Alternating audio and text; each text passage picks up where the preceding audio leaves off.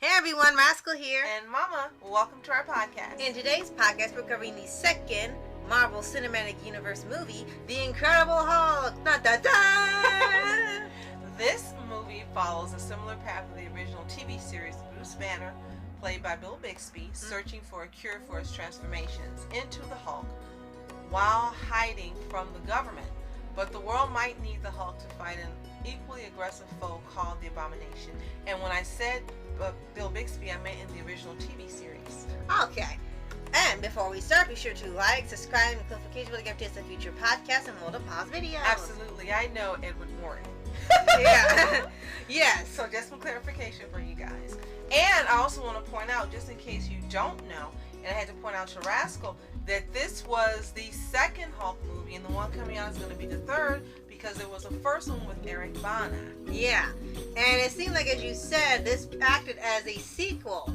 Like, the first one was made before they established the MCU, and then when they made the sequel, they just made that part of the MCU, and then recasted the original person playing him in that movie. And ironically, Edward Norton gets recasted by Mark Ruffalo when they get to the Avengers. Yes, and unfortunately, nothing against Ed Norton. He's a great actor, but I think Mark Ruffalo really captures the essence and gives you what you're looking for in the character. This movie was too slow and too serious and too bogged down in trying to get so many elements into one movie within a certain amount of time. Yeah. And it might also be because of how the Marvel movies are made now. It's completely different from how they started. This is the beginning of the universe and of phase 1. So by the time they get to the Avengers, they've established what they want to be with this theme, and then keeps growing and growing and changing with the Disney buyout and everything. So the movies they make now in the series are much different from this. Yes. Seems like all the early phase 1 movies tend to be more story, drama oriented. There was way more drama to the superheroes than we thought, because when these came out, this was the way to do it. Now they have a different way of doing it, and it's been over 10 years.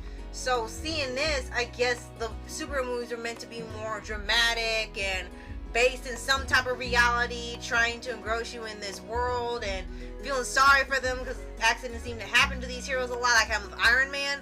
So maybe that was just the theme they had at the time the films came out. Also, it seems like it was really intent on being more cerebral, because Yes. Bruce Banner is cerebral, but that's not what we needed. We understand that he's a super genius and he's an expert at what he does, and I think that came across enough where the whole movie didn't have to be bogged down in it. For me, I think that was the issue.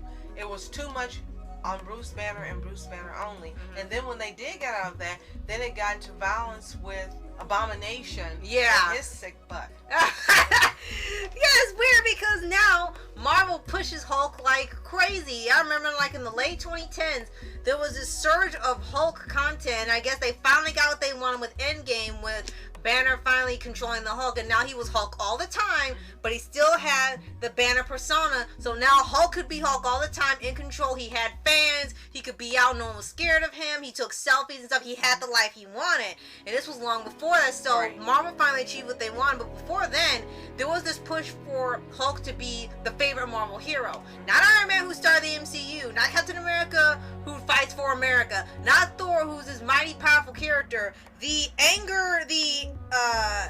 anger-issued green monster was the one they wanted to be the favorite, and they gave him a TV show. They gave him his own animated movie. They gave him Legos. They gave him a game. They gave him so much stuff. And it's weird because you get to this first movie, they weren't really paying that much attention. Right. Well, there were some good parts about this movie. One are the cameos by Lou Ferrigno, who played the Hulk in the original TV series. Yes. Of course, Stan Lee. Yes. And then Iron Man, Robert Downey Jr. in the end. Yes. His appearance. So those were some great moments. Also, I did like how his love interest, formerly now back, Liv Tyler, no matter what happened, she stood by him. She wanted to protect him. Her dad was a jerk.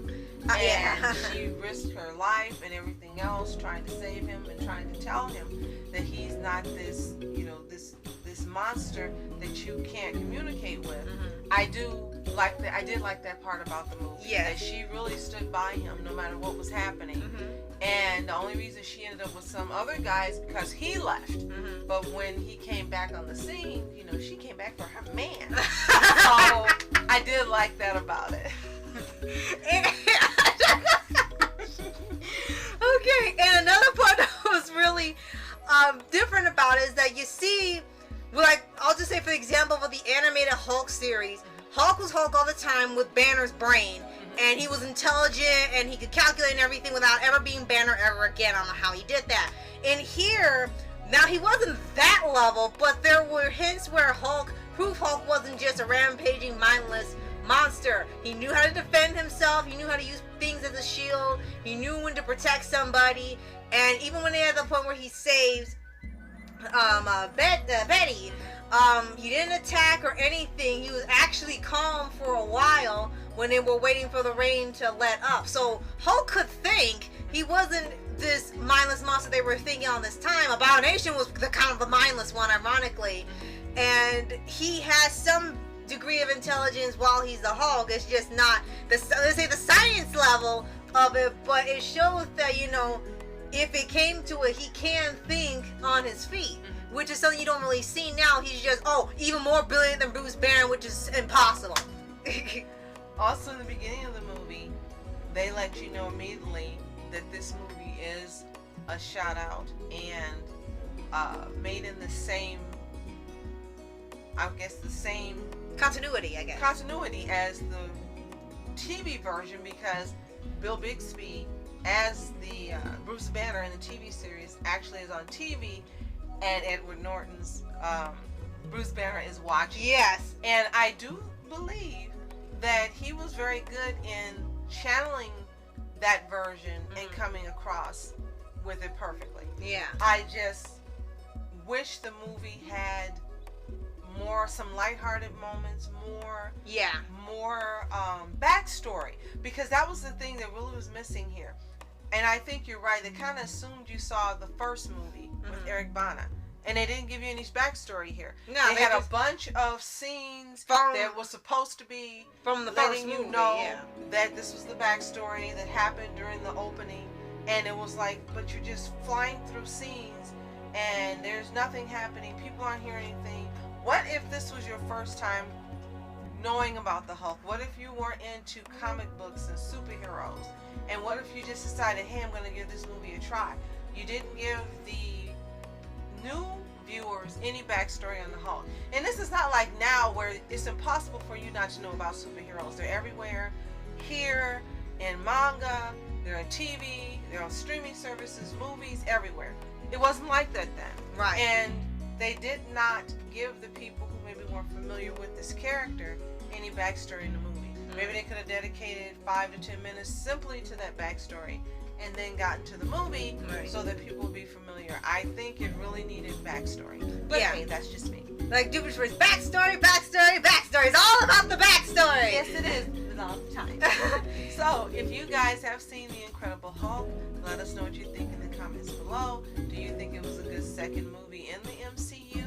Are you looking forward to the third Hulk movie that's going to star Mark Ruffalo? Yeah. And do you think he's going to make a better Hulk, and this is going to be a different type of movie? We do. Yeah, Let us know what you think in the comments below. We have it because our uncle owns it, but it's available for purchase, probably still on places like Amazon. Right. And be sure to like, subscribe, and notification bell to get updates on future podcasts and World of Paws videos. Absolutely. Thank you so much for watching. I'm Mouse Entertainment. And I'm Mom Entertainment. Have a fantastic day. Peace. Hulk smash!